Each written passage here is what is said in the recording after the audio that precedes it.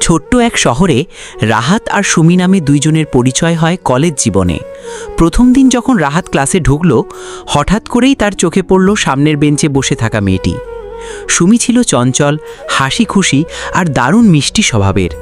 রাহাতের বুকের ভেতর যেন কাঁপন ধরে গেল। কয়েকদিনের মধ্যেই তাদের মাঝে বন্ধুত্ব গড়ে উঠল। একসাথে ক্লাস করা, একসাথে পড়ার নোট শেয়ার করা, টিফিন ভাগাভাগি করা, সব মিলিয়ে তাদের সম্পর্কটা ধীরে ধীরে গভীর হয়ে উঠল।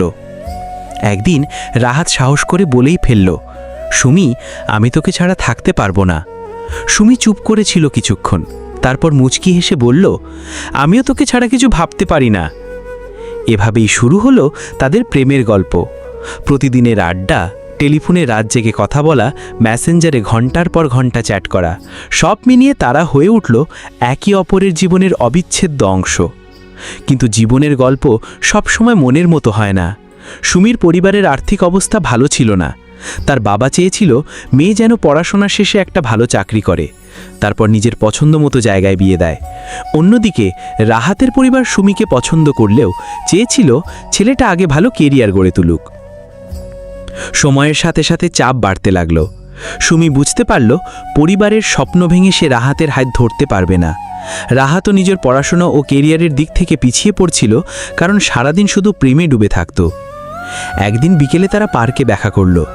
রাহাত খেয়াল করল সুমির চোখে জল। সুমি আসতে বলল, রাহাত, আমরা হয়তো ভালোবাসি একে অপরকে, কিন্তু ভালোবাসা দিয়ে সবসময় জীবন চলে না। পরিবারের আশা, ভবিষ্যতের দায়িত্ব এসবও তো আছে। আমাদের আলাদা হয়ে যাওয়া উচিত।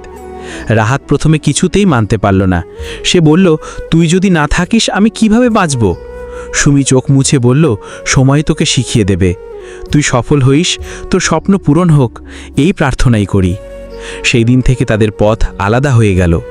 দুজনেই ভেতরে ভেতরে ভেঙে পড়ল, কিন্তু কাউকে কিছু বুঝতে দিল না। কয়েক বছর পর রাহাত চাকরি পেল বিদেশে, আর সুমি বিয়ে হয়ে গেল অন্য জায়গায়। তারা আর কখনো দেখা করেনি, কিন্তু মনের ভেতর কোথাও একটা অপূর্ণ গল্প বেঁচে রইল।